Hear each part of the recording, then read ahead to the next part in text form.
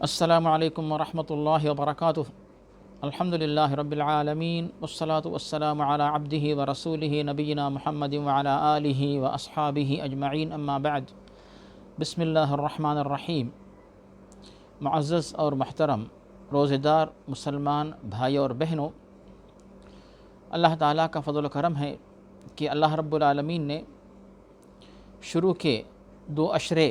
ہم سے مکمل کروائے، روزے، نمازیں، عبادات، تراویح، تلاوت وغیرہ بحمد اللہ۔ اب ہم اور آپ آخری عشرے میں داخل ہو چکے ہیں،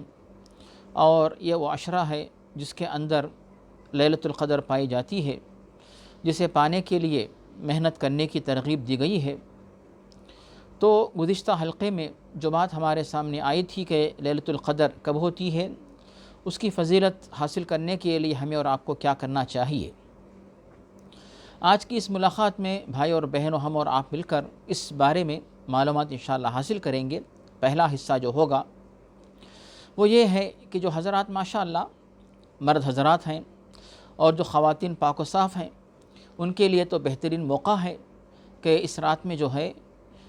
جاگیں، کوشش کریں جاگنے کی انشاءاللہ۔ اس کے بعد عشاء کی فرض، پھر سنت اور تراویح یا قیام یا تہجد کی نماز پڑھیں، پھر تلاوت اور اسی طرح اللہ کا ذکر، توبہ اور استغفار اور دعائیں کریں۔ لیکن جو خواتین حیض و نفاس کی حالت میں ہوں، جو نماز نہیں پڑھ سکتی، ایسی خواتین پریشان نہ ہوں۔ ایسی خواتین کے سامنے جو سہولت ہے وہ ہے کہ کثرت سے جو ہے ذکر و اذکار کریں، یعنی اللہ تعالیٰ کا ذکر کریں اور دعائیں مانگیں۔ اور ایک بہترین موقع یہ بھی ہے کہ جیسا کہ علماء نے تحقیق پیش کی کہ خواتین ایسی حالت میں بھی جو ہے تاخراتوں سے فائدہ اٹھاتے ہوئے لیلۃ القدر کی فضیلت حاصل کرنے کے لیے قرآن کی تلاوت کر سکتی ہیں۔ لیکن اس سلسلے میں بات یہ ہے کہ قرآن مجید کو براہ راست ہاتھ لگانے کے بجائے دستانے پہن کر قرآن مجید کو پکڑ کر تلاوت کر سکتی ہیں۔ اور ایک طریقہ یہ بھی ہے کہ موبائل فون کے اندر بھی یا پھر لیپ ٹاپ کے اندر بھی جو ہے خواتین تلاوت اگر کرنا چاہے تو آسانی سے کر سکتی ہیں، جیسا کہ اس بارے میں امام بخاری اور اسی طرح جو ہے بعد میں آنے والے علماء، امام ابن تیمیہ، امام ابن القیم اور امام ابن حزم اور دور حاضر کے جو علماء ہیں، ان میں سے شیخ ابن باز، شیخ ابن عثیمین، شیخ البانی رحمہ اللہ، ان علماء کی تحقیق یہ ہے کہ حیض و نفاس کی حالت میں خاتون جو ہے تلاوت کر سکتی ہے، قرآن کی تلاوت کر سکتی ہے، لیکن مصحف کو، قرآن شریف کو براہ راست ہاتھ نہ لگائیں۔ لیکن آج کے دور میں ماشاءاللہ موبائل فون کی سہولت ہے، تو موبائل فون کو ہاتھ میں پکڑ کر بھی خاتون تلاوت کر سکتی ہے۔ تو اب یہاں پر بات یہ آ گئی کہ جو خاتون صاف ستھری حالت میں ہو وہ تو جو ہے ماشاءاللہ نماز بھی پڑھیں، یہاں تک کہ جو ہے رات میں جاگے، دعائیں کرے، سحری کرے، پھر فجر کی سنت اور فجر کی فرض پڑھیں۔ اور جو مرد حضرات ہیں ان کے لیے بھی یہ بات ہے کہ رات میں جاگے، عبادت کرے، سحری کھائیں، اس کے بعد پھر فجر کی سنت اور فرض کی جو ہے فرض نماز باجماعت پڑھیں۔ اور جو خواتین حیض و نفاس کی حالت میں ہو، ایسی خواتین نماز تو نہیں پڑھ سکتی لیکن تلاوت اور ذکر و اذکار وغیرہ، دعائیں وغیرہ کر سکتی ہیں۔ اب بھائی اور بہنوں، ہم جو بات بتانا چاہیں گے وہ ہے کہ جنت اللہ تعالیٰ کی بہت بڑی قیمتی اور عظیم نعمت ہے، اور ہم سب کی دنیا کی زندگی کا مقصد اور دنیا کی زندگی میں نیکی کرنے کا مقصد یہی ہے کہ ہم اور آپ جو ہے جنت حاصل کریں۔ اور جنت چونکہ بہت بڑی قیمتی چیز ہے، اس کی قیمت جمع کرنے کے لیے شاید ہماری دنیا کی زندگی، دنیا کی نیکیاں کافی نہ ہوں، اسی لیے اللہ رب العالمین نے لیلۃ القدر جیسے بابرکت اوقات، ایسی راتیں اور ایسا وقت ہمیں اللہ تعالیٰ عطا فرما رہا ہے تاکہ ایسی راتوں میں ہم اور آپ جو ہے جاگیں، نیکیاں کمائیں، عبادت کریں اور جنت کی قیمت جمع کر کے اپنے آپ کو جنت کے مستحق بنائیں اور اپنے آپ کو جہنم کی آگ سے انشاءاللہ بچا سکیں۔ یہ تو ہو گئی پہلی بات۔ اب آتی ہے دوسری بات کہ جنت میں داخل ہونے کے لیے اللہ تعالیٰ نے کون سی شرائط رکھی ہیں۔ ان شرائط میں سے پہلی شرط یہ ہے کہ ایمان ہو، دوسری شرط یہ ہے کہ عمل صالح ہو۔ اور اللہ تعالیٰ نے اس بات کی وضاحت کی سورۃ الکہف آیت 107 کے اندر کہ جن کے پاس ایمان ہو اور نیک عمل ہو تو ایسے لوگوں کے لیے جنات الفردوس، فردوس کی جنتیں ان لوگوں کو حاصل ہوں گی۔ اب اس کے بعد دوسری بات یہ ہے کہ جنت میں داخل ہونے کے لیے جیسا کہ ہم نے کہا کہ اسلام اور ایمان کا ہونا اور عمل صالح نیکی کا ہونا ضروری ہے، اور اگر کسی کے پاس اسلام و ایمان نہیں ایسے لوگوں کے لیے جنت میں داخلہ نہیں ہو سکتا۔ اور ایک بات یہاں پہ واضح رہے کہ اگر کسی سے کچھ گناہ وغیرہ دنیا میں ہو گئے تو ایسے لوگوں کو چاہیے کہ پہلے تو گناہوں سے بچیں، لیکن اگر گناہ ہو گئے تو فوری ان کو چاہیے کہ توبہ کریں، اپنے آپ کو پاک و صاف کر لیں، پاک و صاف رکھیں، تاکہ دنیا سے جانے کے بعد اللہ رب العالمین یعنی ایسے لوگوں کو بھی انشاءاللہ جنت میں داخل کریں۔ ورنہ اس بات کا امکان ہے کہ کوئی بندہ اس نے دنیا میں گناہ کیے ہوں اور گناہ لے کر آخرت میں جاتا ہے، اور اگر اس نے توبہ نہیں کی ہے یا پھر توبہ کی مگر سچی توبہ نہیں تھی، یا اس کی توبہ قبول نہیں ہوئی کسی وجہ سے، یا اس کی توبہ اللہ کو پسند نہیں آئی، تو ایسے لوگ جو ہے ہو سکتا ہے کہ نعوذ باللہ ان کی سزا مکمل ہونے کے لیے پہلے ان کو جہنم میں جلنا پڑے، اس کے بعد ان کو پھر ان کے پاس اسلام اور ایمان ہونے کی وجہ سے ان کو دوبارہ جو انشاءاللہ یعنی جہنم سے نکال کر جنت میں داخل کیا جائے۔ لیکن جہنم کوئی معمولی عذاب کی جگہ نہیں اور بہت ہی خطرناک سزا کی جگہ ہے، اسی لیے یہ مت سوچئے کہ وہاں جل کے سزا پا کے نکلیں گے، یہ خیال ذہن سے نکال دیجئے، بلکہ دنیا ہی میں جو ہے جنت میں داخل ہونے کی تیاری کیجئے۔ اور ہم نے جو بات آپ کے سامنے پیش کی کہ اگر کوئی بندہ توبہ کرتا ہے سچی توبہ تو اللہ رب العالمین ایسے لوگوں کے گناہوں کو معاف کر کے جنت میں داخل فرما دیتا ہے، اور یہ بشارت ہمیں ملتی ہے قرآن مجید سورۃ التحریم آیت نمبر 8 کے اندر۔ اور اس کے بعد بھائی اور بہنوں اس بات پہ بھی توجہ دیجئے کہ جنت میں بے شک اللہ تعالیٰ نے وعدہ کیا کہ ایمان کے ذریعے عمل صالح کے ذریعے داخل ہو سکتے ہیں، لیکن ایمان و عمل صالح ہونے کے باوجود جب تک اللہ تعالیٰ کی رحمت ساتھ نہ دے، اللہ تعالیٰ کی رحمت شامل حال نہ ہو، کوئی بھی جنت میں داخل نہیں ہو سکتا، جیسا کہ حضرت ابو ہریرہ سے حدیث مروی ہے، پیارے نبی محمد مصطفیٰ صلی اللہ علیہ وسلم واضح فرماتے ہیں کہ جنت میں داخل ہونے کے لیے اللہ کی رحمت کا شامل حال ہونا ضروری ہے، تبھی کوئی بھی شخص جو جنت میں انشاءاللہ داخل ہو سکتا ہے۔ ایک بات تو یہ ہو گئی جنت میں داخلے کی۔ اب اس کے بعد جنت میں کئی مراتب ہیں، ان میں سب سے اونچا مرتبہ جو ہوگا انبیاء کرام اور پھر صحابہ کرام کی باری آتی ہے، اور اللہ تعالیٰ نے قرآن مجید سورۃ النساء کے اندر ایک ترتیب بتا دی کہ فَأُولَٰئِكَ مَعَ الَّذِينَ أَنْعَمَ اللَّهُ عَلَيْهِمْ مِنَ النَّبِيِّينَ وَالصِّدِّيقِينَ وَالشُّهَدَاءِ وَالصَّالِحِينَ، تو انبیاء کرام اور صدیقین اور شہداء اور صالحین تو یہ جو ہے نیک لوگوں کے مراتب ہیں، تو جنت میں بھی جنت میں جانے والوں کی، جنت میں رہنے والوں کی ترتیب اور ان کے مراتب اور ان کے درجات اسی طریقے سے ہوں گے۔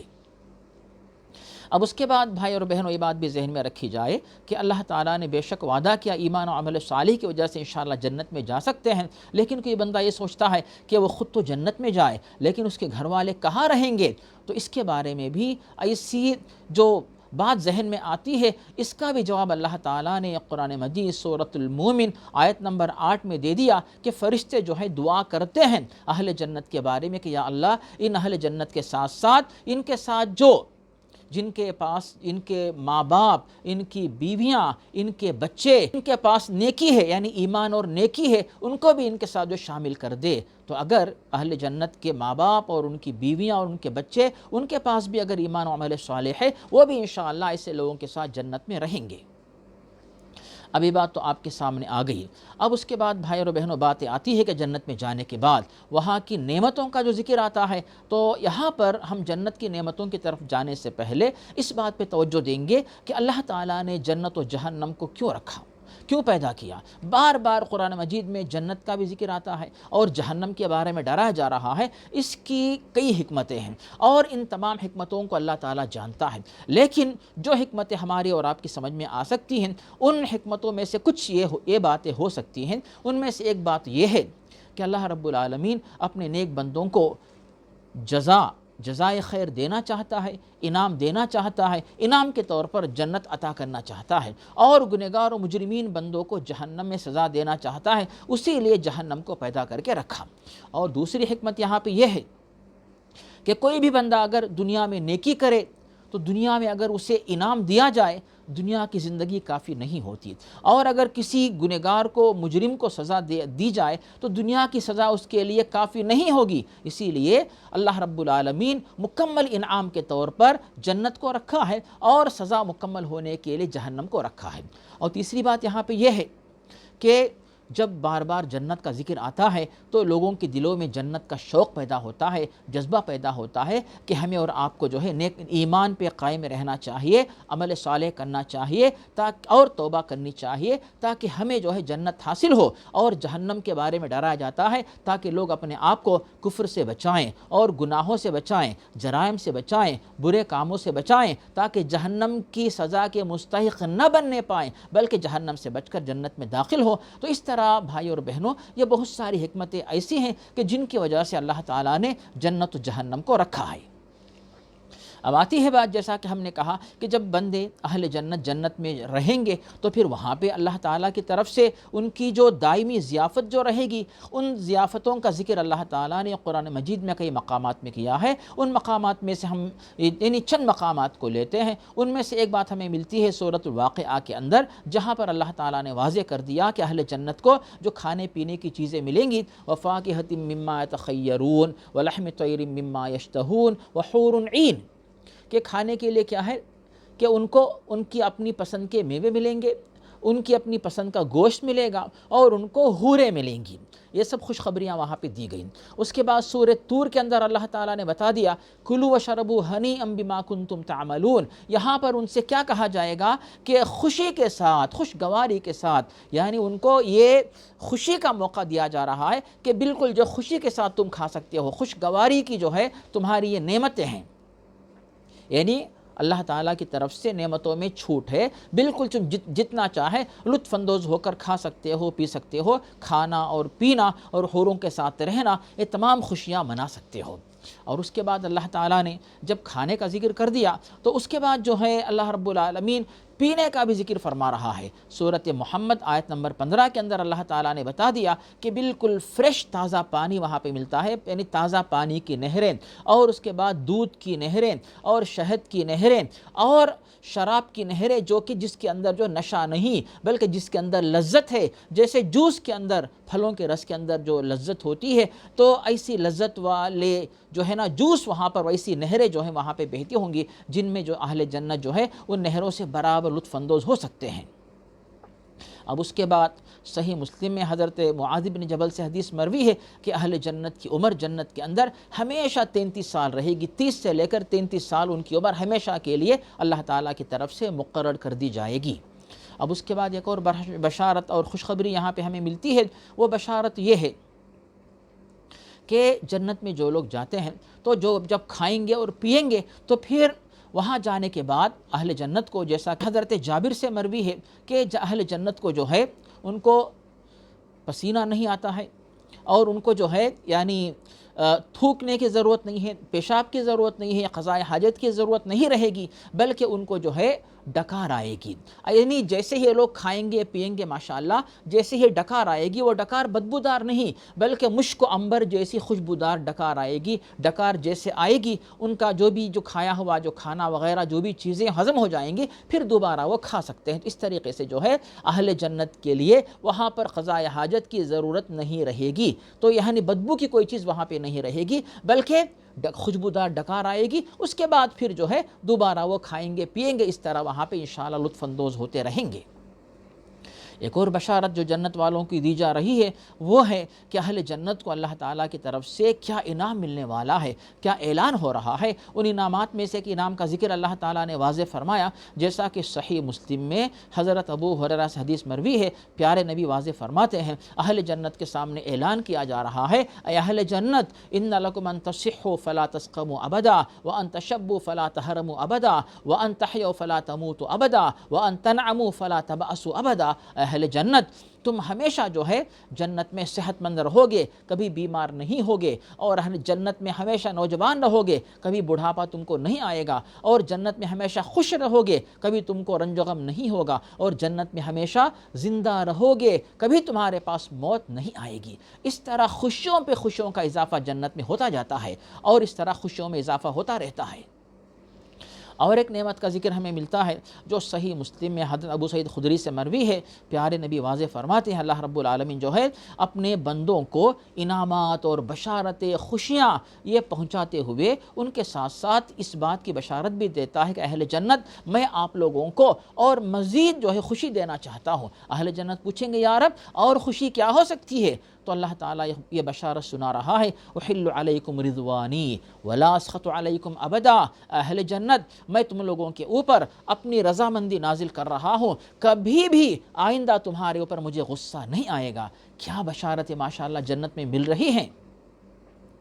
اور انشاءاللہ ملنے والی ہیں۔ ان کے بعد ان بشارتوں کے ساتھ ساتھ ایک اور بڑی بشارت کا ذکر ہمیں ملتا ہے، وہ ہے جس کا ذکر ہمیں ملتا ہے صحیح مسلم میں حضرت صہیب رضی اللہ تعالیٰ عنہ سے۔ وہ فرماتے ہیں کہ اللہ رب العالمین تمام نعمتوں سے نوازنے کے بعد اہل جنت سے سوال کرتا ہے اے اہل جنت میں ایک اور مزید تم کو انعام دینا چاہتا ہوں۔ تو تعجب کریں گے یا اللہ اور بھی زیادہ ماشاءاللہ اور کچھ انعام ہو سکتا ہے کیا؟ تو اللہ رب العالمین جو ہے اپنے سامنے سے پردہ ہٹائے گا اور تمام جو اہل جنت جو ہوں گے اللہ رب العالمین کا چہرہ دیکھیں گے۔ تو اہل جنت جب اللہ تعالیٰ کو دیکھیں گے تو اللہ تعالیٰ کو دیکھنے کی جو خوشی ہوگی اس سے بڑھ کر جنت والوں کو اور کوئی خوشی نہیں ہوگی۔ بے شک جنت میں کھانا ہے، جنت میں پینے کی چیزیں ہیں، جنت میں عیش و آرام ہے، جنت میں خوشیاں ہیں، جنت میں سب نعمتیں ہوں گی، لیکن اللہ رب العالمین کو دیکھنے کی جو خوشی ہوگی، مسرت ہوگی، اس سے بڑھ کر کوئی اور خوشی نہیں ہوگی۔ اور اللہ تعالیٰ نے اسی بات کی طرف اشارہ کیا ہے قرآن مجید سورہ عبس کے اندر، وجوہ یومئذ مسفرہ ضاحکۃ مستبشرہ، کہ قیامت کے دن بہت سارے چہرے جو ہے روشن ہوں گے، چمکتے ہوں گے، مسکراتے ہوں گے اور ہنستے ہوں گے، خوش ہوں گے۔ اور سورہ قیامہ کے اندر اللہ تعالیٰ نے واضح فرمایا وجوہ یومئذ ناظرہ الی ربہا ناظرہ، کہ ایسے لوگوں کے چہرے جو ہے بالکل جو ہے تر و تازہ رہیں گے اور اللہ تعالیٰ کو دیکھتے ہوں گے، یعنی اللہ تعالیٰ کو دیکھ کر ان کو خوشی اور مسرت محسوس ہوتی رہے گی۔ تو بھائی اور بہنوں، جب اتنی بڑی نعمت جنت ہمارا اور آپ کا انتظار کر رہی ہے تو ہمارا اور آپ کا کام یہ ہے کہ اس جنت کو پانے کے لیے کوشش کریں۔ اور کوشش کیا ہے؟ ایمان اور نیک عمل اور اگر توبہ۔ تو ان چیزوں کا ذکر اللہ تعالیٰ نے قرآن میں کر دیا، اور ان کے ساتھ ساتھ یہ بات بھی کہ جو لیلۃ القدر جیسے جو ہے بابرکت اوقات ہمارے سامنے آتے ہیں کہ وقت مختصر ہوتا ہے لیکن نیکی کا ثواب کئی گنا زیادہ ہو جاتا ہے، ایسے بابرکت اوقات سے بھرپور فائدہ اٹھا کر ہمیں اور آپ کو چاہیے کہ دنیا کی زندگی جو کہ بالکل مختصر ہے، دنیا کی زندگی ختم ہو جائے گی، پھر ہم اور آپ لوگ جو ہے جنت کی قیمت جمع نہیں کر سکتے، جنت کی قیمت حاصل نہیں کر سکتے۔ یہی موقع ہے کہ جنت کی قیمت کو حاصل کرنے اور جنت کی قیمت دنیا میں جب تک ہم لوگ ہیں اسی دنیا ہی میں جنت کی قیمت تیار رکھنے اور تیار کرنے کا موقع ہے۔ اس سے بھرپور فائدہ اٹھائیں اور جنت حاصل کریں اور اپنے آپ کو جہنم سے بچانے کی کوشش کریں۔ اور آخر میں یہ بات بھی آپ کے سامنے ہم بتا دیں کہ ابو داؤد کے اندر ایک روایت مروی ہے جس میں صحابہ کرام میں بتاتے ہیں کہ پیارے نبی صلی اللہ علیہ وسلم اپنی نمازوں میں دعائیں کرتے تھے کہ اللہم انی اسألک الجنت واعوذ بک من النار، یا اللہ میں تجھ سے دعا مانگتا ہوں کہ تو مجھے جنت عطا فرما اور میں تیری پناہ مانگتا ہوں تو مجھے جہنم کی آگ سے بچا لے۔ تو یہ دعا ہماری اور آپ کی ہونی چاہیے۔ اور اس طرح صحیح مسلم میں حضرت انس سے حدیث مروی ہے کہ پیارے نبی محمد مصطفیٰ صلی اللہ علیہ وسلم کثرت سے دعا مانگا کرتے تھے، ربنا آتنا فی الدنیا حسنۃ وفی الآخرۃ حسنۃ وقنا عذاب النار۔ ایک اور روایت میں کہ اللہم آتنا فی الدنیا حسنۃ وفی الآخرۃ حسنۃ وقنا عذاب النار۔ تو بھائی اور بہنوں، اب بھرپور کوشش کر کے اپنے آپ کو فائدہ پہنچانے کی کوشش کریں، اور جو اہم اور بابرکت اوقات ہیں ان کو ضائع ہونے مت دیجیے، ان سے بھرپور فائدہ اٹھائیں۔ اور آخر میں اللہ رب العالمین کے دربار میں دعا ہے کہ اللہ تعالی ہمارے اور آپ کے گناہوں کو معاف فرمائے اور ہماری اور آپ کی نیکیوں کو قبول فرمائے، اور اللہ رب العالمین ہمیں اور آپ کو جہنم سے بچائے اور ہمیں اور آپ کو جنت میں داخل فرمائے، آمین۔ اللہم ربنا تقبل منا انک انت السمیع العلیم۔ اللہم صلی وسلم وبارک علی عبدک ورسولک نبینا محمد وعلی آلہ واصحابہ اجمعین والحمد للہ رب العالمین۔ فجزاکم اللہ خیرا، والسلام علیکم ورحمۃ اللہ وبرکاتہ۔